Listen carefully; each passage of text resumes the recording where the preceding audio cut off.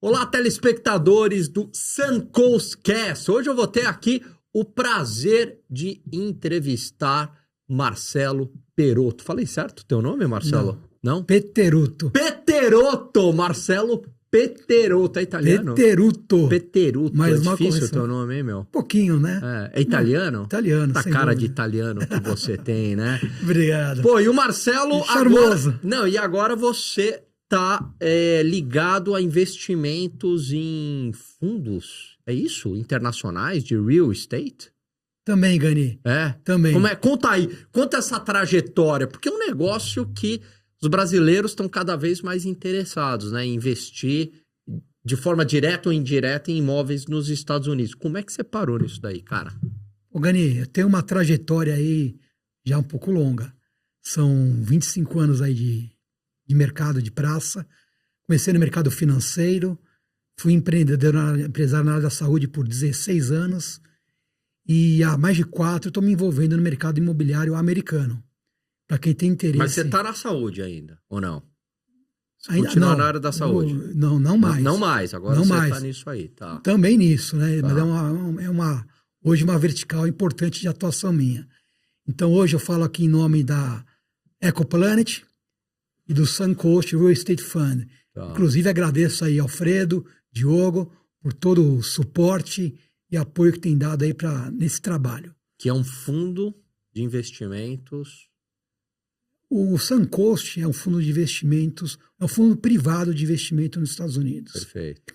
Tá? Então, ele é fruto o resultado de uma história aí de 17 anos, né, de atividades da Ecoplant nos Estados Unidos. Uhum. Então, a Ecoplant começou aí com internacionalização de negócios via um projeto específico da Apex, Agência de Promoção das Exportações do Brasil. E do Brasil, claro. Conhece, né? Sim. Isso lá na Brickell. Isso Brickell em Miami. Brickell em Miami, exatamente. Pô, chique o negócio. Na sede da Apex. Ah. E de lá começou num projeto específico, começou a trazer clientes e negócios, né, enfim, internacionalizando empresas. Então, desde uma pesquisa de mercado, uma abertura de empresa, planejamento estratégico, assessoria jurídica, contábil, até toda a logística, tá? Inclusive, hoje a gente conta com 2 verticais destacadas de negócio, que é a vertical de marketplace, onde quem quer vender na Amazon, quer vender num marketplace, a gente faz todo o processo, ou quem quer simplesmente ter um virtual office nos Estados Unidos. Então, o cara quer ter um endereço fiscal, um endereço de correspondência, para começar o processo de internacionalização, a gente dá todo o suporte. Hoje, a Ecoplan... Internacionalização de investimentos, é isso? De negócios. Hoje, a Ecoplant é uma plataforma completa de negócios nos Estados Unidos. Para uma empresa interessada em internacionalizar seu negócio, em começar uma atividade nos Estados Unidos ou expandir para atividade nos Estados Unidos, a Ecoplanet ela oferece uma plataforma completa, ou, um termo mais moderno hoje, é um hub de negócios completo nos Estados Unidos. Então, imagina que eu tenho aqui algum serviço, né? Aqui no varejo brasileiro, eu falo, puxa, isso aqui tá pegando no Brasil, né? Espírito empreendedor, quero ir lá para fora. Aí é isso. Exatamente. Vocês vão dar esse suporte. É isso aí. Tá bom. Tudo. Temos aí, inclusive, setores que temos destaque de atuação, como o setor calçadista, no Rio Grande do Sul, temos a Piccadilly, Jorge Bishop, eu não sempre me confundo no nome, Eduz de educação, enfim, tudo queria do Diogo, que é um cara fantástico, que vem de lá, vem do Rio Grande do Sul, o Alfredo vem de São Paulo, né, já está nos Estados Unidos há 17 anos, e o negócio começou assim, Gani. Boa. Começou desse jeito, e o que aconteceu? Desse processo de internacionalizar, teve um movimento curioso que aconteceu, porque as empresas começaram a gerar caixa lá fora, em dólar, moeda forte. Pô, Alfredo, a gente não quer trazer Diogo, a gente não quer levar o dinheiro para o Brasil de volta. Queremos deixar o dinheiro aí. Pô, o Tesouro paga 4. E aí, o que a gente pode fazer? Tesouro lá nos Estados Unidos. Tesouro lá, Fed, né, 10 anos, que é a referência de mercado, né? Pô, paga 4. 5. Às vezes até menos. Até menos, 2, 1,5, né? Enfim, não a loucura que é no Brasil, que o nosso range vai de 10, 20 pontos, né? Mas enfim. Uma loucura. É um range de 4 pontos que acontece. Ter 2, 4 pontos é o range deles lá. De qualquer maneira, é um investimento que queremos um investimento mais rentável, né? Qual foi a alternativa e qual foi a demanda? Mercado imobiliário. Perfeito. Tá?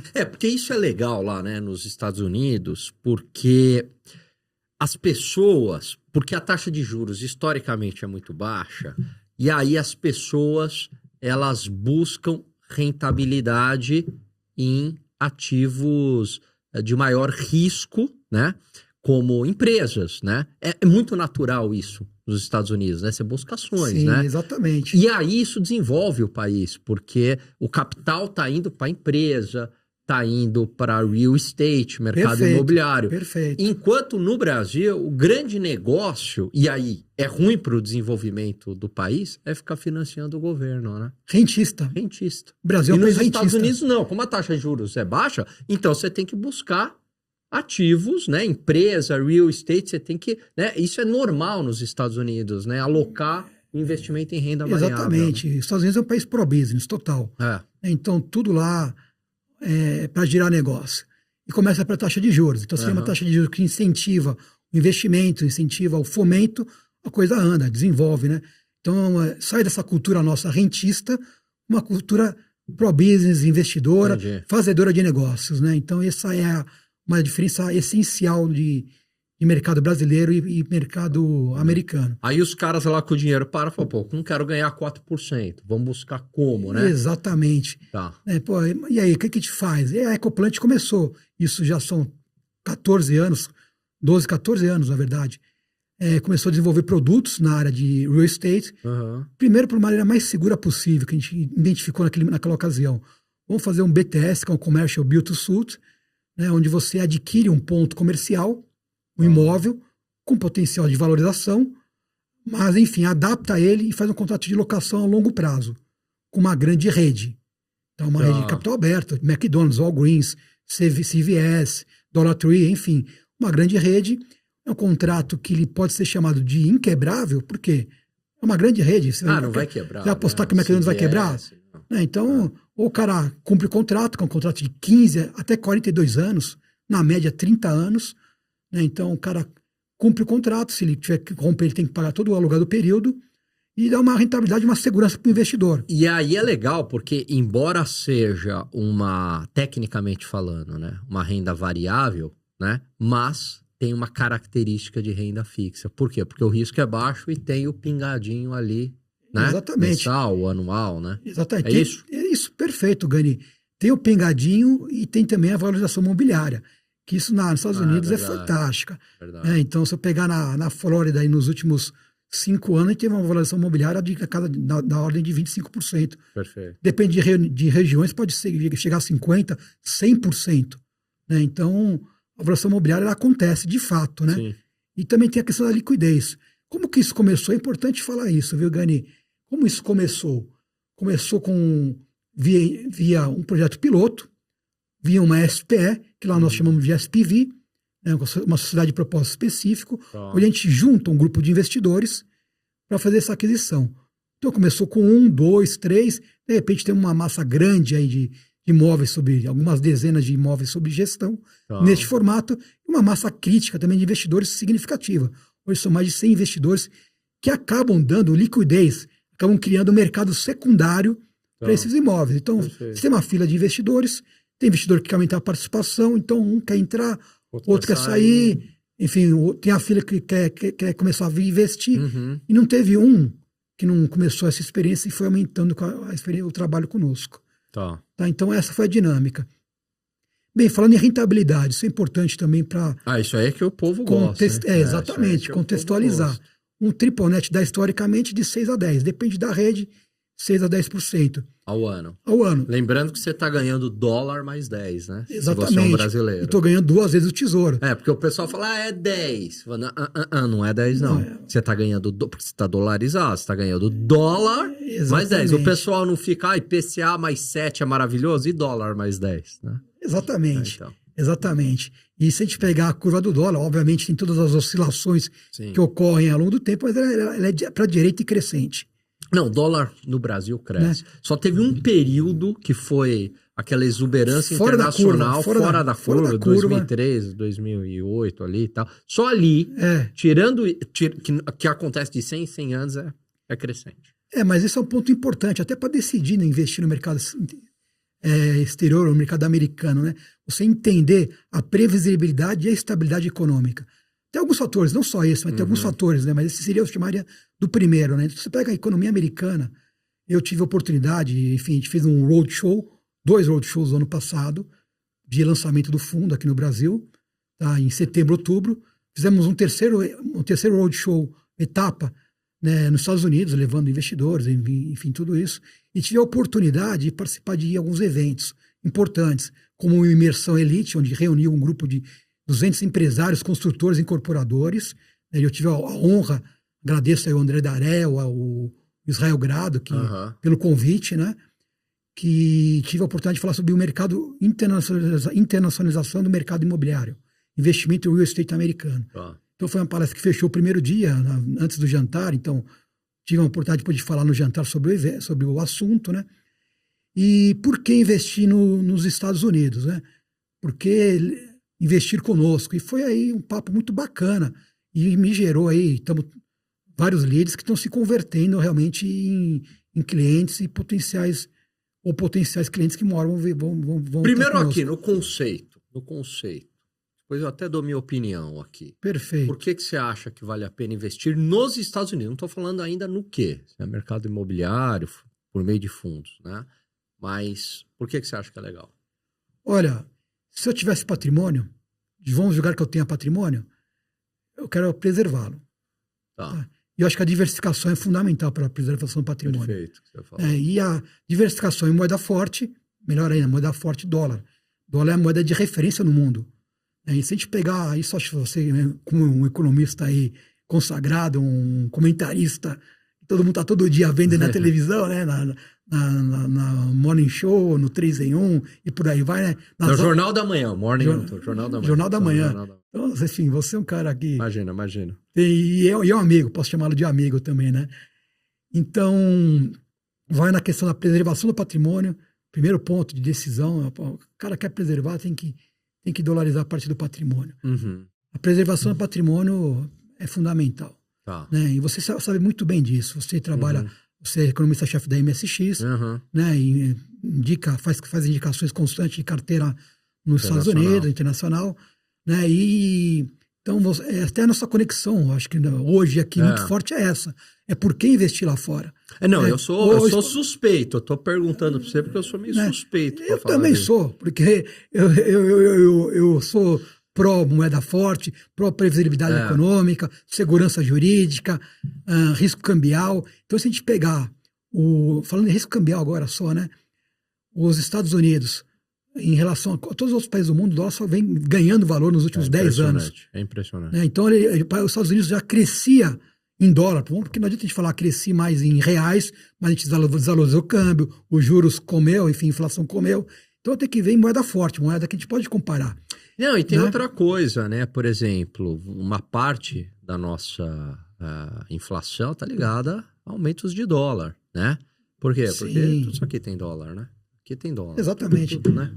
Aqui tem dólar. Tudo tem dólar aqui, né? Se sobe o dólar, evidentemente que acaba subindo preços aqui, né? A gente consome dólar, exatamente. Né? Não é isso? Exatamente. A gente come dólar. E eu peguei uma informação interessante, Alan. Em dólar, nos últimos 25 anos, o Brasil cresceu um ano a mais que a economia americana. Então, nos outros 24 anos, a economia americana cresceu mais que a nossa em dólar.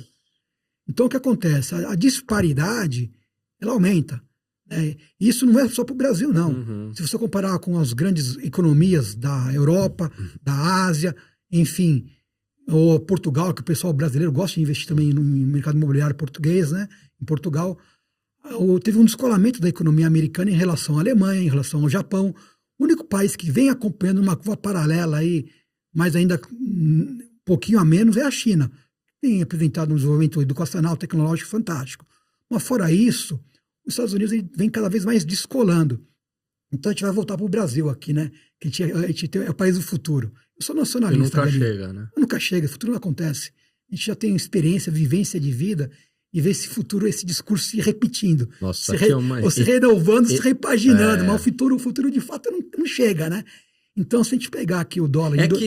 assim, você tá no presente, aí passa um ano, o futuro anda um ano também, entendeu? Por isso que nunca chega. Se a gente pegar, você comentou agora há pouco, né, sobre a questão cambial. Nossa, a gente teve um pico aí de câmbio em 2011, tivemos uma década, uma fora da curva aí, né, enfim, de 2008 até 2016, mais ou menos aí, né? Nosso pico de cotação de câmbio, que a gente chegou num PIB de 2,6 tri de dólares e uma renda per capita de 13,3 mil dólares por ano, a gente teve uma sensação de vamos chegar lá. Isso estou falando em 2011, Gani. Pô, agora a gente era o Cristo lá subindo, né? Agora a gente chega lá, passamos os argentinos, que assim, a Argentina sempre referência, deixamos lá para trás. Não, a gente empobreceu muito. Estamos chegando no Chile, Portugal, estamos virando o primeiro mundo. Passaram-se 14 anos, hoje nosso PIB do Brasil não chega a 2,2, né, e a renda per capita é 10 mil dólares. Então, e a americana, isso é importante, a americana naquela ocasião era em torno de 50 mil dólares, hoje é 85 mil dólares. Caraca. Então só aumenta a diferença. Isso significa o quê? Significa um fomento, crescimento de toda a economia, né? E gera oportunidades.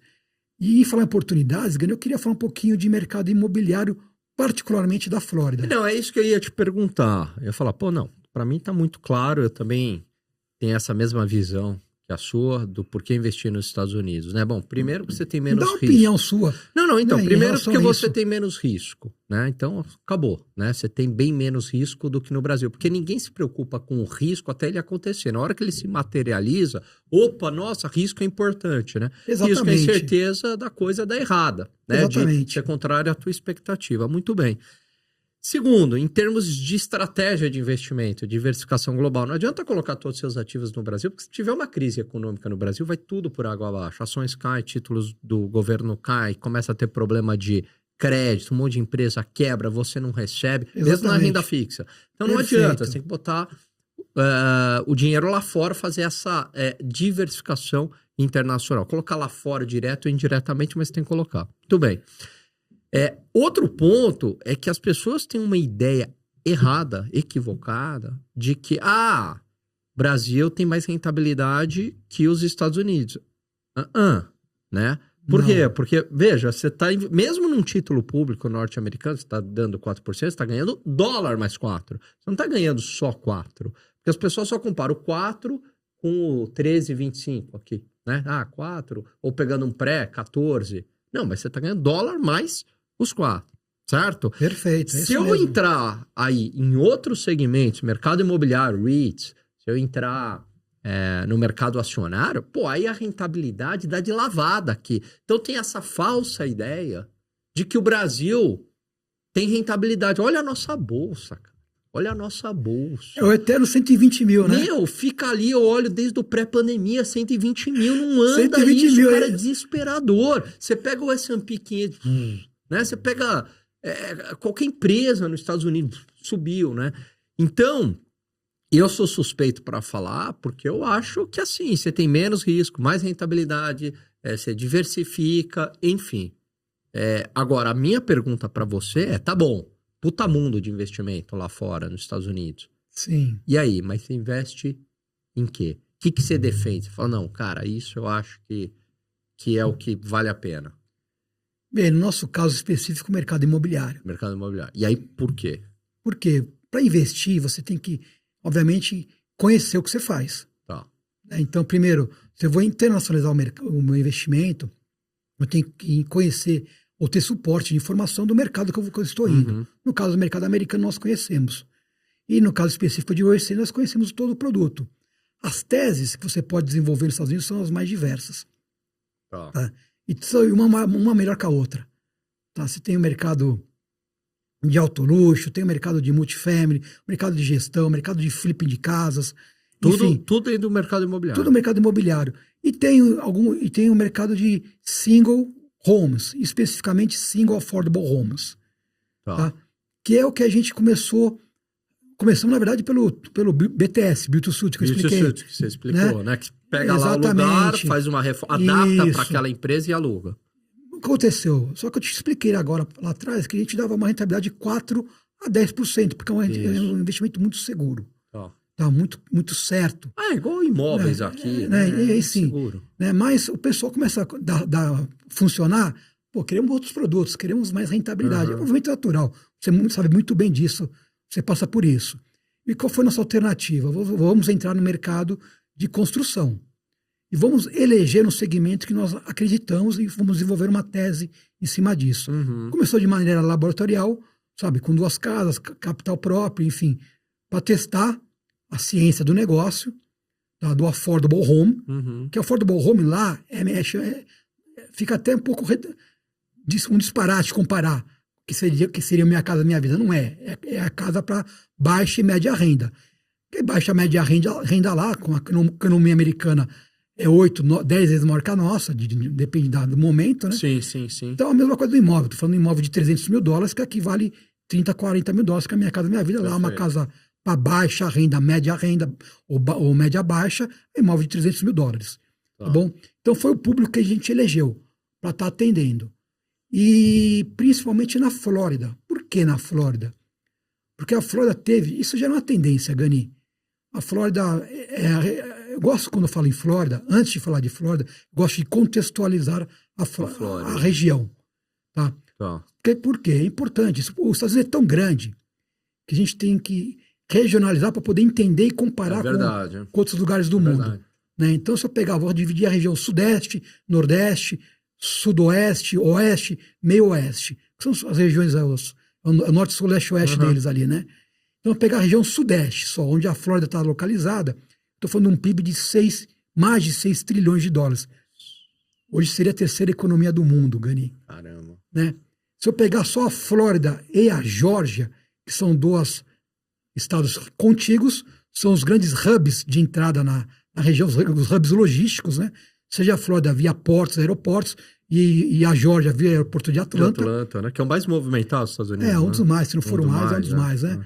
Enfim, tem o do Texas também, que é bem movimentado, mas enfim, é um dos mais movimentados de Atlanta. Tem lá a Delta, que tem a sede dela lá. Mas enfim, e pegando também a Flórida, tem os aeroportos de Miami, Orlando, sim. Ocala, enfim. Tem fluxo muito grande. São os hubs de entrada. Se eu pegar esses 2 estados apenas, eu tenho um PIB de 2,4 tri, que é maior que o Brasil, maior que a Itália, inclusive. Né? E só somar os estados que são umbilicalmente ligados, como Carolina do Sul, Carolina do Norte e Alabama, eu tenho um PIB de 4 tri. Que é um Japão. Muito dinheiro, hein? É um Japão. Cara, é muito dinheiro. Muita grana.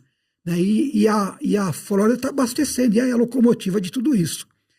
Só para o pessoal ter uma ideia, o nosso PIB gira em torno de 10 trilhões de reais, quase 11. Isso. Cara... Dolariza isso, vai. Divide por 6 aí, só para fazer uma conta básica. É 2 e pouquinho. Não chega nem a 2, cara. Né? É 1, alguma coisa. Então, então, mas enfim, para dar uma ordem de grandeza para o negócio. Né? Então, é uma região muito rica, né? Muito forte, e a Flórida é o motor desse negócio. Tá? E nos Estados Unidos você tinha já uma tendência, vou chamar de represada, né? O que é essa tendência? Um PIB per capita menor, uma infraestrutura estabelecida fantástica, portos, aeroportos, mão de obra qualificada e um potencial de desenvolvimento muito grande da parte do sul dos Estados Unidos, principalmente Texas e Flórida. Tá bom? E esse movimento, esse potencial, ele foi aflorado na pandemia. A mesma coisa que aconteceu aqui no Brasil, de você pegar gente que migrou dos grandes centros para cidades periféricas, ou condomínios em Vinhedo, Boa Vista, principalmente Grama. na pandemia, né? Principalmente na pandemia. O pessoal buscou por espaço, qualidade de vida, abriu a porteira. Foi a mesma coisa nos Estados Unidos. Né? A pandemia abriu a porteira desse movimento. Então você teve um fluxo migratório muito grande nesse período para a Flórida e para o Texas principalmente, onde você tinha um clima favorável, tinha espaço, tinha condições de trabalho, né? Então você teve esse motivador, né? Cara, é engraçado isso que você falou, porque faz todo sentido. Eu morei lá já, né? Assim, eu morei no Texas, em San Antônio. E quando você é mais jovem, você fica, puxa, eu gostaria de morar em Nova York, é uma cidade que eu já fui muito, né? Vou com uma certa frequência. Cara, seu WhatsApp é de Nova York, a sua fotinho lá, pedalando. Hoje, eu não tenho a menor dúvida de que se eu fosse morar definitivamente nos Estados Unidos, eu moraria, sem brincadeira, ou na Flórida, ou no Texas, mas não moraria em Nova York. Nova York é legal só pra você passear. Deus me livre morar em Nova York. Pega o inverno de Nova York. Não, e fora a cidade, o inverno, as pessoas. Você vai para Flórida, o Texas, é muito mais ameno, é muito mais caloroso, né? Fora, né, enfim, as paisagens, né, a natureza. Não tem a menor dúvida disso. Posso te dar um dado interessante, E Gani? tanto é que muita gente lá, quando se aposenta, vai para esses lugares, né? Sim. Ou muitas empresas estão migrando, né? Miami tá virando um novo centro financeiro dos Estados Unidos. Bombando. O Texas é a nova Califórnia, as empresas saindo lá da Califórnia, tudo indo para o Exatamente. Texas, né? Exatamente. Você pega esses estados aí, onde você tem uma densidade populacional muito grande, um custo de vida elevado, custo de moradia elevado, É isso. né? E um PIB assim, já desenvolvido. Então, você pega a região Nordeste, o PIB lá, a média é de mais de 100 mil dólares para cima. Sim. Califórnia, idem. Né? O Texas está na média nacional, em 85 mil. Mas a região Sudeste toda está abaixo da média. Você tem potencial de desenvolvimento muito grande. Exatamente. Ganho de renda. É. Isso aconteceu de fato, né? Você tem um crescimento aí de renda de mais de 20% nos últimos 5 anos. Segurança também, né? São lugares muito seguros. Né? Seguros. E hoje você pega Chicago, está com um problema muito grande de violência. Exato. Não, isso afeta, né? Sei afeta, lá, sem uma dúvida. empresa lá vai, né, determinado lugar em Chicago, né? Ela fala, opa, peraí, né? Porque tem funcionários que vão trabalhar nessa empresa. Sabe um dado interessante? Dos 6 maiores estados americanos, que é Califórnia, Texas, Califórnia com seus 39 milhões, Texas com seus 30 e pouquinho, Flórida é o terceiro com 23, depois em Nova York na casa dos 20, desce para Pensilvânia e Illinois, na casa dos 12, 13 milhões. A gente tem 150 milhões de pessoas vivendo aí, ou 40% dos americanos vivendo nesses estados. E esses estados, desde a pandemia, apresentaram taxas de crescimento negativo populacional. Só a Flórida e o Texas que cresceram positivamente. Ou seja, pessoal indo para lá. Fluxo migratório. Migratório. O primeiro ano pós-pandemia, só o primeiro ano pós-pandemia. Pandemia, não vou nem falar, vou pular a pandemia. Tá? A Flórida, no 2022, atraiu 250 mil imigrantes, imigração líquida, entrando na Flórida de novos moradores. Isso demanda moradia. Faz todo sentido. Né? E tem crescido constantemente uma taxa de 1,5% ao ano, a população da Flórida. Você bota isso em número em cima de 23 milhões de habitantes, tem uma conta aí de quanto isso demanda em moradias, né? Bem, isso é importante para entender o nosso negócio, a nossa tese do nosso fundo, né? Porque tem outro fator importante também. Eu pegando o gancho aqui, gente, estou falando muito de crescimento populacional, a gente não falou de incentivos, né? A Flórida adotou políticas e incentivos em todas as áreas, fiscal, renda, crédito, para atrair esse fluxo migratório de pessoas e de empresas, principalmente. Porque são as empresas que dão sustentabilidade ao crescimento. Você sabe muito bem disso, né, Gani? Então, ela deu incentivos. Uma empresa que vai para fora tem custo fiscal, tem uma carga fiscal reduzida comparativamente à maioria dos estados americanos. Né? O pessoal que ganha até 50 mil dólares tem isenção de imposto de renda. Né? Para quem ganha até família, tem renda familiar de até 70 mil dólares, tem benefícios de crédito por política governamental, que nessas vezes tem as questões de estaduais, as leis estaduais, né, diferentemente da federação, que aqui no Brasil, elas têm as leis estaduais, né, que o Estado tem autonomia para decidir essas questões. Então, você tem questões de crédito. Então, por exemplo, no questão do affordable home, que é o imóvel de entrada para a pessoa de baixa e média baixa renda, né? Você tem um subsídio de até 97% na aquisição do imóvel, ou seja, dá um down payment de 3%, uma entrada de 3%, e financia 97% a juros subsidiados. Perfeito. O que isso significa? Tá? Que no final das contas ele consegue comprar uma casa, que é uma casa por habitante, né? Não tem bolha, não tem nada disso, né? Porque é a primeira residência, que em condições de mercado, com uma prestação que equivaleria a 75% do aluguel de uma casa em condições de mercado, com as mesmas características. Então, quem pode comprar uma casa, um trabalhador americano, ele não vai alugar, ele vai comprar uma casa. Tá? E hoje o déficit habitacional na Flórida é em torno de 450 mil residências. Tem um déficit para esse público, tá? De baixa renda, de 450 mil Que tá residências. precisando de casa e vai comprar. Não tem. Vai precisar E comprar. imagina, eu te dei o número de 1,5%. Estou falando em 250, 300 mil novos habitantes por ano. E é um processo que se retroalimenta. Perfeito. Tá? Então, em cima disso, a gente desenvolveu uma tese. Tá? Porque a tese tem diversas. Tem umas teses mais maravilhosas, porque é tão rico o mercado, é tão grande o mercado. Você é de bolsa, né? Você mexe com... Indica S&P, né? Para investidores brasileiros, não faz isso? Não só S&P, mas também outros ativos. Tem uma carteira, né, que eu cuido de ações lá fora. A gente tem batido o S&P, que é muito difícil. E aí tem 2 fundos imobiliários dentro dessa carteira. Quer dizer, é uma tese que eu gosto. Tá, legal. Me diz um negócio. Qual REITs, né? Que a gente qual que é o chama de mercado, REITs, o valor lá. de mercado do S&P nos Estados Unidos? Tem ideia disso? Cara, de cabeça não. Número não. Eu acho que gira em torno de 50 trilhões de dólares. 50 trilhões, né? Eu acho que é esse. Né? O mercado de single houses, porque a gente está falando em single homes, é maior que isso. Na casa de 60, 55, quase maior 60 que o S&P 500. trilhões de dólares. Single, tá. Single homes. Caramba. Por quê? Mais de 60, 64% dos americanos preferem morar em single homes. Tá bom? Ou seja, casa de rua, isolada, com seu quintal, com seu espaço. Que é aquela casa típica norte-americana. Quando Típica a gente vai lá americana. ver, né? Aquela Exatamente. casa bonitinha. Exatamente. Então, 64% da população gosta de morar nesse tipo de residência. Tá. Então, o mercado americano, ele, nesse tipo de moradia, chega quase a 55 trilhões, que é maior que o S&P. Tá bom? E outra característica importante, que fomenta também o mercado imobiliário. Esse tipo de residência, lá no passado, foi feito para durar 40 anos. Tá bom? Que era tudo feito em wood frame, era tudo, enfim, né? Tinha um tipo construtivo diferente.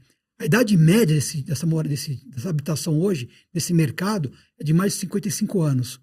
Então, você tem um mercado de reposição, tirando o crescimento, que a gente falou muito em crescimento, mas também tem um mercado de reposição fantástico, porque uma hora você vai ter que... Os métodos construtivos evoluíram, mudaram. Trocar, né? Hoje já não tem mais tudo em wood frame, hoje é uma dinâmica construtiva, um outro sistema, né? E então você tem um estoque. Então, em cima disso, desenvolve várias teses. Então, peraí, vocês estão atuando hoje na Flórida e no Texas? Não, Flórida. Flórida, vocês estão atuando na Flórida. Exatamente. Só na Flórida. Só na Aí Flórida. você tem crescimento populacional, tem déficit habitacional, tem esse lance da reposição e você tem muita empresa migrando para lá. É Exatamente. E empresa é importante falar disso, viu? Eu vou até citar, tirando as tradicionais que todo mundo conhece, Disney, Universal, que já e muita empresa de mercado financeiro ainda para lá. Anunciaram investimento de bilhões, enfim, mais de bilionários por ano, para os próximos 10 a 20 anos. Então nós temos empresas de tecnologia migrando para lá. Então temos Tesla, Google, Uber, SpaceX, Lockheed Martin, enfim, temos empresas do mercado financeiro que você bem citou. Em 2022, conhece o Citadel? Sim. Os maiores hedge funds do mundo. Então, ele tinha o headquarter dele em Chicago, tá bom? Em 2022, ele resolveu mudar para Miami. Então, imagina 2.000 funcionários, um mudando em um mês, o outro mudando. São 2 novas habitações. Um cara que trabalha no headquarter, o Júnior deve ganhar a média americana, 5, 6, 7 mil dólares por ano, por mês. Por mês. Né? Então, demanda habitação. Então, é muito grande o fomento. Quer dizer, né? você tem todos os fatores para impulsionar esse setor de construção civil, habitações, mercado imobiliário. Exatamente. Exatamente. Né? E o mercado imobiliário americano, ele, como economia, ele é, vou chamar de termo flat, né? Tem poucas oscilações. Tranquilo, previsível. Se você pegar, eu peguei 20, eu tive no evento que eu palestrei recentemente, eu apresentei dados no Imersão Elite, né? Agora, ano passado, e depois, enfim, podcasts que eu participei. Legal. Citei dados, eu mencionei dados do FMI, do World Economic Outlook, de outubro de 24. Eu peguei dados de 25 anos. Eu falei, eu vou falar com um público de 35, 45 anos, não adianta eu pegar dados de 100 anos. Mas se eu pegasse dados de 100 anos, o retrato era o mesmo. Tá bom? Em 25 anos, a economia americana só cresce. tiveram duas crises. Uma crise eu nem conto, que foi a pandemia que pegou o mundo inteiro. Isso não foi crise. A crise imobiliária de 2008, 2009. Uma crise típica americana, né? Exatamente. Não uma global. Foi uma crise que durou 1 ano e meio. 1 ano e meio retomaram-se os preços, retomou o crescimento e a curva segue contínua. Se eu pegar 100 anos, eu tenho 2 pontos de inflexão. Eu tenho a crise de 29 e a crise imobiliária. Então, são bem pontuais e a recuperação é rápida. Tá bom? Então, foi muito mais uma oportunidade, né? Então, você teve aí no caso de Miami, por exemplo, quem dolarizou naquela ocasião, comprou um imóvel subvalorizado a 40%, 50% de valor de mercado, que em 1 ano e meio recuperou esse valor e teve uma valorização fantástica nos 10 anos seguintes. A gente nunca tem dinheiro na hora certa, né? Porque eu falava na época, puxa, se eu tivesse dinheiro, mas na época tava muito duro. Me diz um negócio, até pegando o seu gancho, essa experiência aí. O investidor brasileiro, o câmbio é um ponto muito sensível. Muito, né? E a gente está... Eu tenho toda uma explicação, toda uma lógica, mas eu queria saber de você a sua opinião sobre o que esperar do câmbio. Pois é, essa pergunta é para derrubar economista, né? Ou no próximo ano, 1 ano e meio. Humilhar economista. Essa pergunta é para humilhar economista, porque é difícil fazer previsão de câmbio, né? Mas, o que a gente tem aí na mesa? Vamos tentar chegar aqui numa... Não vou ficar em cima do muro, não é meu estilo. Por favor. Olha só. De um lado, você tem toda uma discussão nos Estados Unidos, das políticas do Trump, se vai tornar os Estados Unidos um pouco mais inflacionário, isso sustentaria taxas de juros mais pressionadas, né? Aumentaria a demanda por dólar, o dólar sobe por aqui. Não acho que Donald Trump vai colocar um protecionismo generalizado, porque isso se voltaria contra ele, a própria população não iria gostar. Então vai ser muito mais pontual, mas deve ter sim algum efeito de aumento de preço. Mas eu não acho que esse vai ser o maior fator de valorização da moeda norte-americana, né?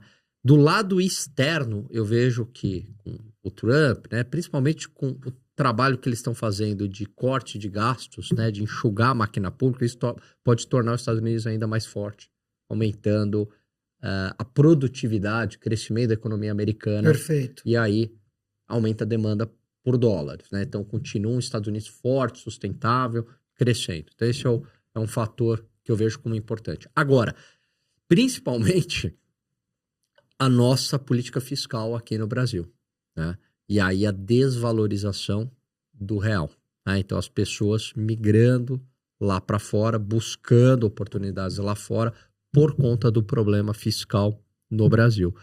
Eu vejo uma semelhança muito grande com o que ocorreu durante o governo Dilma. Quer dizer, a mesma fórmula de crescimento aqui adotada no Brasil, Sim. que se iniciou no Lula 2, em 2009, se intensificou na Dilma, que basicamente é o Estado como o indutor do crescimento econômico, né? Então, o Estado gastador, políticas de transferência de rendas, né? Então, para estimular consumo, subsídios, né? Obras, só que tudo isso a conta não fecha, né? Então, você se endivida com a sociedade, vai se endividando. E aí, aumenta a dívida, evidentemente que aumenta o risco, né? E aumentando o risco, vai para preço, vai para dólar, né? O dólar acaba subindo. Se a gente lembrar lá no governo Dilma, o que aconteceu? A gente tinha uma situação que o dólar estava quase 1,50, 1,53, foi o pico de baixa, né? Ali chegou no ponto mais baixo, mas depois rapidamente bateu 3, quando a Dilma foi reeleita contra o Aécio. Quer dizer, houve uma valorização de 100%, né? Se a gente pegar aquele período do governo dela. Então eu vejo semelhanças muito grandes. Você tem 3 fatores que afetam o câmbio: diferencial de taxa de juros entre países, fluxo, oferta e demanda por dólares. Então, se o Brasil vira um grande exportador, né, ainda mais de commodities, igual aconteceu no período de 2003 a 2010, Sim. ali, né, a China demandando muita commodity, então entrava naturalmente muito dólar, o dólar caía. E o terceiro fator é o risco, né, o macroeconômico, expectativas macroeconômicas. Perfeito. Então, no diferencial de juros, né, que a gente está falando, os juros tá pressionado aqui? Tá, mas também tá pressionado lá. Então isso aqui não tá fazendo muita diferença. Pode fazer diferença pontual, entendeu? Mas não de fundamento a médio e longo prazo. Juros aqui tá pressionado, lá também tá pressionado. Historicamente, para padrões americanos. Perfeito. Segundo ponto, fluxo. Não vai ter nenhum choque de commodity, como teve no passado, para justificar o quê? Uma queda do dólar, de muita entrada de dólares no país, como ocorreu lá em 2004, 2005, 2006. Por quê? Porque você não tem mais uma China crescendo a 10, 12% ao ano. Não tem mais isso. Não tem né? mais. Então, acabou. Então, foi uma exuberância internacional que ocorre de tempos em tempos, é muito raro acontecer. Então, sobrou o quê pra gente? Perdemos o time, na verdade. Perdemos o time. O que sobrou? Sobrou expectativas macro. E aí, quando eu penso em expectativas macro, pelo menos a curto prazo, né, eu não vejo de uma maneira positiva. Por quê? Porque é um governo que é gastador. A política fiscal muito expansionista não está a fim de cortar gasto, que é o grande gargalo. Então, eu vejo que esse dólar, respondendo objetivamente a sua pergunta, está muito mais próximo de 6 ou para cima de 6. Posso estar errado, né? Câmbio aqui a gente erra pra caramba, economista, Sim. né? Mas eu vejo que tem muito mais fundamento para esse dólar tá para cima, subindo, do que tá para baixo, do que caindo. Agora, no Brasil tudo é muito condicionado também ao cenário político, né? Sim. Uma vez eu dei aula numa empresa alemã e aí o diretor da financeira da empresa de planejamento estratégico chegou para mim e falou, pô, é muito difícil fazer cenário no Brasil e justificar para o alemão. Porque para o alemão, muda o governo, ele não muda o cenário. Então ele disse, olha, entrou, né, a Merkel, saiu a Merkel, Olaf Scholz, né, entrou, saiu, tudo. O cenário é o mesmo, macroeconômico. No Brasil, é difícil, porque você dá um cavalo de pau, você gira 180. Então, dependendo de quem vier aí em 2026, pode mudar tudo. Pode Exatamente. o dólar pode cair se for um governo mais reformista do ponto de vista fiscal, um governo mais à direita, né? Ideias Sim, mais liberais e tal, etc. Concordo. O dólar pode cair. No entanto, você não tem previsão do que vai acontecer na política, né? Sim, eu acho que Então é complicado. E por isso que eu fiz a previsão até 2026. Não, mas eu acho que a eleição é um fator, é um divisor de águas. É, total. No Brasil Total. você condiciona o que é ruim. E Porque isso tira a previsibilidade. Pega a curva de câmbio desde o real, é sempre no ponto eleitoral, a mudança que dá isso. as inflexões aí de curva. Você pega a Dilma Aécio lá, que ela ganhou do Aécio, foi quando foi para 3, né? Quando você tem no primeiro mandato do PT, isso, até quando o Bolsonaro entrou. Que chegou a 4, que seria quase 8 ou 9 hoje, né? Quando chegou a 13,99, até quando o Bolsonaro entrou. Que aí deu uma animada, né? Porque Paulo Guedes, não sei o quê. No primeiro momento deu uma estressada. Depois deu uma arrefecida. Mas assim, o Brasil é complicado pela falta de previsibilidade, né? Exato. Porque está muito condicionado à política. Então, para o estrangeiro, país desenvolvido, fala, tá ok, mas muda tanto assim, porque lá para o alemão, não, mas não vai. Quem assumir não vai dar um cavalo de pau e mudar tudo, porque é a continuidade nesses países. A política é de Estado, não é tanto de governo, diferentemente daqui, né? E não há continuidade. Nesse caso, temos, acho que eu vou pegar 3 situações possíveis aí. Do ponto de vista do investidor. Tem um investidor que sempre está dolarizando. Tem um investidor que está começando a dolarizar e aquele que nem começou ainda. Tá. Está sempre dolarizando, ele não busca acertar a mosca voando. Não. Você fica louco. Ele pega a janela de oportunidade. Lógico. Né? Ou vai fazendo aportes. E quem está começando, acho que também idem. Não adianta ficar olhando para o passado. O passado já passou. Exatamente. Tem que entender o período que ele quer começar e pegar as janelas que existem nesse caminho. Concorda com isso? Claro, senão é um viés psicológico esse, completamente psicológico. Você não vai mudar o passado. Aí eu acho, vou na linha que você falou. Para mim, nessa dinâmica hoje, o câmbio é 5,5 a 6,5, no melhor 5,5 no melhor cenário. Se o governo não quiser perder a eleição, fizer alguma coisinha, mas né? Marcelo, dificilmente baixa disso, né? Cara, uma das barreiras que a gente mais tem, assim, para convencer a pessoa a investir lá fora é o câmbio. Eu vou te contar o que acontece. O câmbio vai lá, começa a cair, Mas cair. Aí, o cara chega e fala assim, não, Alan, não vou porque tá caindo. Tá caindo. Vai cair mais e eu não... E eu vou ganhar. Não. Não é nem que eu vou entrar, vai cair mais, a rentabilidade não tá ruim, tá negativa, só tá caindo o câmbio. Aí quando começa a subir, putz, agora ficou caro, eu vou esperar cair. Ele sempre tem uma desculpa, né, para não dolarizar. E ele tá sempre arrependido, pode reparar. Ele tem sempre a desculpa e ele tá sempre arrependido. Puxa, deveria ter comprado lá atrás.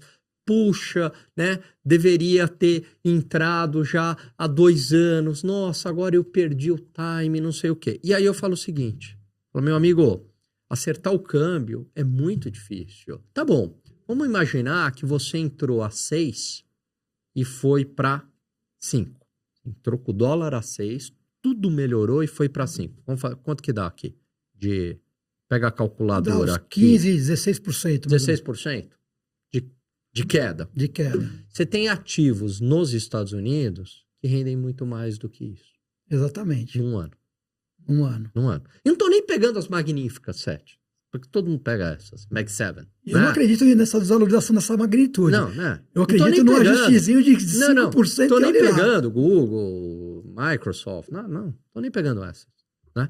Você tem, sei lá, você pega o desempenho da GE nos últimos anos. Pega o desempenho do JP Morgan nos últimos anos. Né? Você vai ver. Então, assim, muitas vezes, e aí vários ativos nos Estados Unidos, né? Então, incluindo o mercado imobiliário. Então, a pessoa fica tão apegada ao que ela vai perder ou ganhar no câmbio, sendo que a valorização do ativo Exatamente. mais do que compensa uma eventual perda no câmbio. E se o passado é um bom guia, você ganha 2 vezes investindo lá fora. Você ganha no câmbio, porque a tendência é de alta, você ganha na valorização do ativo. Resumindo, é câmbio médio. É isso. Vai fazendo... Faça constantemente a câmbio médio. É isso. Pô, que a mesma... eu acredito no que eu não vou esperar 2 anos para oportunidade. É câmbio médio. Eu tenho 1 ano. Durante um ano, eu acredito que vai variar de regularidade, de 5 a 7 a 6,5. Exatamente. Pô, se tá 5 a 7 é bom, se tá 6,20 tá ruim. Igual quando alguém me pergunta, pô, Alan, eu quero viajar. Você acha que eu espero? Eu falo assim, qual que é teu objetivo? É viajar ou ganhar dinheiro? Né? Não, é viajar, eu quero viajar. Então não estrague a tua viagem. Sabe o que você vai fazendo? Vai comprando, ou comprar agora, ou vai comprando aos poucos. Mas não deixa para comprar em cima da hora, porque isso pode inviabilizar a tua viagem, se o dólar disparar. Né? Aqui, qual que é teu objetivo? Não é dolarizar, não é diversificar, não é buscar rentabilidade lá fora? Então vai fazendo aos poucos. Perfeito. E queria falar um pouquinho do fundo, do produto. Opa, vamos lá. Porque a gente falou de investir lá Exatamente. fora, agora eu quero saber a menina dos olhos aí, que dá pra... Porque o público, ele gosta de grana, ele gosta de dinheiro, de rentabilidade e baixo risco. Ele gosta de alta rentabilidade, baixo risco e liquidez, tudo ao mesmo tempo. Vamos ver se esse fundo tem aí. Vamos lá. Eu vou voltar um pouquinho na história, tá bom? Vamos lá. Então, da Ecoplanet, quando ela começou a investir no mercado imobiliário, nas affordable homes, começou via SPV, com 5 para 5 casas, para 10 casas, para 15 casas. Nos últimos 2 anos, a coisa escalou tanto, foram 130 casas entregues nesse período, né, que fez sentido lançar um fundo. Por quê? Porque uma SPE é um grupo de investidores, né, o contrato é uma relação entre partes, para a gente democratizar e aumentar a capilaridade de captação de investidores. Então vamos lançar um fundo imobiliário privado, regulado pela 506B da SEC, né, com auditoria. Que é a CVM deles. Que é a CVM deles, que dá toda a segurança que um investidor mais exigente, um investidor novo, ou que não seja aquele orgânico, precisa.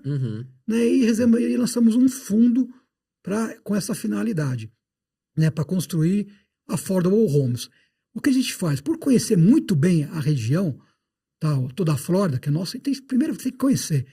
Né? Se você vai investir, aquilo que eu falei no começo do podcast aqui, se você vai investir, você tem que conhecer a região, o ativo, o mercado. Você sabe muito bem disso.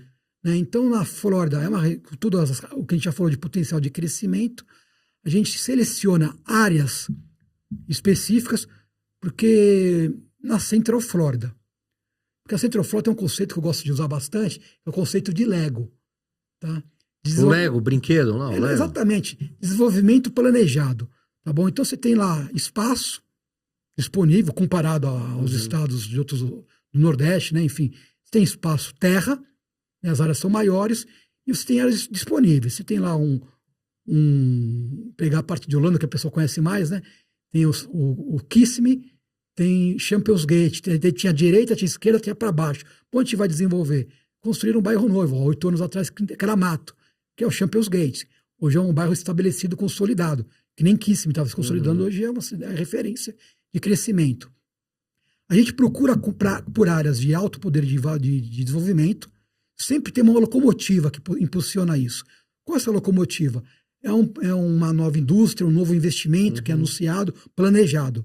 Né? Então, no caso específico da nossa tese, que é investir numa região de Ocala e de Citrus Spring, tá bom? A gente tem um centro logístico empresarial em desenvolvimento, que já atraiu grandes empresas como a Dollar Tree, a PepsiCo e outras, várias em desenvolvimento, uma região, um centro bem grande, né? Enfim, oportunamente a gente pode mostrar isso para você, mas em volta disso é geometricamente. Então você tem a Turnpike, que corta a Flórida inteira, cortando essa região. Que é uma estrada, né? Que é uma estrada. Né? Tem o aeroporto internacional de Ocala, que é próximo. Então tem o aeroporto internacional. E em volta disso tem, em maneira geométrica, as residências dos trabalhadores que vão se instalando. Se eu passo no galpão da Dollar Tree, eu vejo mais de 1.000 carretas estacionadas lá. Tá. Significa, tem 1.000 caminhoneiros que precisam ter residência. Moradia para viver na região. Perfeito. Né? Então você tem as residências que vão se desenvolvendo no redor, de maneira planejada, com lotes, unidades, infraestrutura, tá bom? Você tem a escola, que é um fator de decisão muito importante, já tem lá 2 escolas importantes na região estabelecida, centro médico, daí vai igreja, hotel, downtown village, todo o comércio que vai se desenvolvendo, tá bom? E especificamente nessa região que a gente elegeu para desenvolver o fundo, nós também temos um centro de alto luxo, tá? que é fomentado, movido pelo World Equestrian Center, que é o maior centro equestre do mundo, tá? Que você tem lá festivais hípicos toda semana, tem mais de 5.000 cocheiras, né? Enfim, climatizadas, tem hotéis, 2 centros de convenções, tem 12 pistas, 2 estádios de hipismo, né? De estádios mesmos, centros de convenções, hotel 5 estrelas, hotel 4 estrelas, mall em desenvolvimento, condomínio de alto padrão. Então, tudo isso se desenvolvendo e fomentando a região inteira. Então, a gente escolheu hoje uma região que está muito em desenvolvimento, é a 4ª região metropolitana que mais cresce nos Estados Unidos, inclusive. Caraca. Tá? A primeira é Wildwood, que você mencionou, gosta de aposentado, pensionista gosta de morar lá, que está 19 milhas, menos de 20 milhas de distância, que é a região metropolitana que mais cresce nos Estados Unidos. Tá bom? A Ocala é a 4ª, mas das 5 maiores, que mais crescem percentualmente, 4 estão na Flórida. As outras 5 estão na Geórgia, Carolina do Sul, e uma está no Texas. Então você vê o potencial de crescimento aí dessa região. E em cima disso, a gente elege essa área para construir moradias para trabalhadores americanos que se enquadram nos financiamentos, nos benefícios de crédito, nos incentivos fiscais, né, que são os chamados blue collar, que vão para lá para trabalhar e precisam de moradia. Ocala em si cresce mais, eu estou falando de região metropolitana, mas falando de Ocala, mais de 2 dígitos, tá, por ano, tem crescido nessa faixa. Então a gente elege essa região, constrói moradias via SPE, e para o fundo a gente tem um plano de construir pelo menos 70 residências, num formato padrão, porque lá vale a padronização da construção, desde a aquisição de materiais, da planta, aquisição de materiais, construção, enfim, acabamento, tudo lá é padronizado. Tá? Isso acaba dando o quê? Acaba dando liquidez, né? A pessoa quer uma casa popular, a informação lá é disponível, você vai lá, é fácil acesso, né? Então você vai, eu quero uma casa com tais características, a casa não vai mudar, eu não vou me preocupar com planta, com método construtivo, porque são padronizados. Isso dá muita liquidez para todo o mercado, né? Então a gente constrói casas de 4 dormitórios, planta baixa aberta, 2 banheiros, 130 metros, 190 metros de área construída, terreno de 450 metros, e encaixa nesse pessoal. Temos um ciclo de investimento aí muito claro e definido, né, que você pega aí, chega de 10 meses, que vai desde a aquisição, a seleção da área, que no caso já selecionamos, né, aquisição de terra, os permits, as licenças, planta, construção, certificado de ocupação e venda. Então o ciclo completo hoje é 10 meses. Tá. Tá bom? E aí vocês vendem. E vendemos. Vendendo. Exatamente. Faz aluguel ou não? Não fazemos aluguel. Tá. Tá, nós fazemos. Nosso projeto, nossa tese é comprar, construir e rodar. Tá. Inclusive, nosso produto pode chamar de uma commodity, tá? Tá. A gente constrói uma casa padrão, uma casa de alta liquidez, que com diferenciais que a gente foi, na ciência do negócio, a gente foi desenvolvendo, como localização, acabamento, pé direito alto. Pô, aqui vamos botar um bloco a mais de concreto, que te dá uma amplitude maior para casa, isso é tudo diferencial. Tá. Uma coisa que a gente foi aprendendo com nossa ciência. Então, aí. Marcelo, imagina o seguinte, poxa, quero investir em imóveis nos Estados Unidos, só Sim. que fazer isso sozinho, evidentemente, é muito complicado. Então, vou lá, Exatamente. procuro vocês, tal. Botei uma grana, sei lá, só a título de exemplo, $100 mil? Não sei. $1 milhão? Isso. Daí $1 milhão. $1 milhão. Botei lá. Exato. $1 milhão. Tá. Aí vocês vão, esse pool de recursos, vocês pegaram esses pool de recursos, né? 1 milhão aqui, 5 milhões o outro, tal. Aí vocês vão adquirir terrenos, desenvolver e vender. É isso? Exatamente. E aí, evidentemente, que vocês vão Retornar. com uma rentabilidade Isso, em início, cima do $1 milhão que eu início, coloquei. meio, fim. É isso aí. Exatamente isso, né? No caso de uma SPE, a gente tem... Quanto tempo, mais ou menos, essa rentabilidade que você oferece? Hoje a gente entrega, a perspectiva nossa é de entregar pelo menos 18% a 20% sem susto. 18, 20%. Ao ano. Ao ano? Ao ano. Ah, tá. Tá? Ao ano. Essa é a nossa perspectiva de rentabilidade. Né? Eu vou pegar, é importante... Num negócio que também tem baixo risco, porque é imóvel. Imóvel. E você... Não, vamos lá. É importante isso. Voltando para o ciclo, né? Tá. A gente tem a parte... O ciclo hoje, se dominar o ciclo é fundamental. Tá. E a Ecoplant tem a ciência do processo. Tá. Ela desenvolvendo isso, são mais de 12 anos trabalhando com o mercado imobiliário e há mais de 5 trabalhando com Affordable Single Homes. Perfeito. Então a Ecoplant tem total domínio, através do Alfredo, do Diogo e de toda a equipe, que é uma equipe realmente extraordinária, tem domínio da ciência do negócio.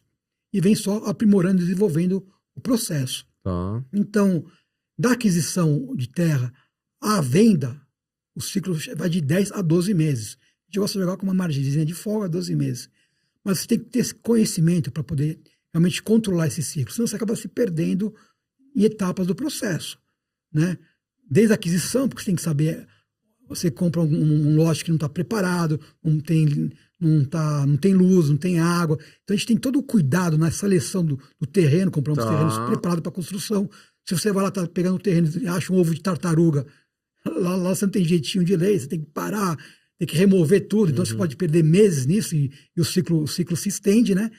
Então, a gente conhece a ciência, a gente trabalha, inclusive temos uma empresa de banco de terras, tá, que a gente consegue dar liquidez para esse processo e agilidade.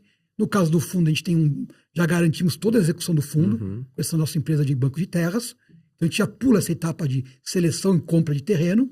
A gente entra na parte dos permits, o projeto é mesmo, né? Então, a gente entra na parte dos permits, os permits a gente tem todo, o projeto é padrão, a gente tem todo o nosso relacionamento e conhecimento no condado, no município, né? Isso facilita todo o processo de aprovação. A gente tem um processo muito rápido de aprovação e execução da obra. A gente trabalhamos isso com a ciência desenvolvida por nós ao longo desse processo. Hoje a gente trabalha com uma construção de obra muito rápida, de 4, 6 meses. Até não gosto de falar isso, né? Mas a gente quer muito rápido a construção em si. E a venda também. Nossa preocupação não é ter o produto mais caro, é dar giro para o negócio. Bom, então, nossa tese é ter um produto adequado, diferenciado e com giro rápido. Tá bom? Venda rápida. Venda rápida. Tá bom? Então, a gente não passa de 12 meses. Tá bom? O processo. Então, rápido, né? Exatamente. Então, e aí vários imóveis ao mesmo tempo. Vários imóveis.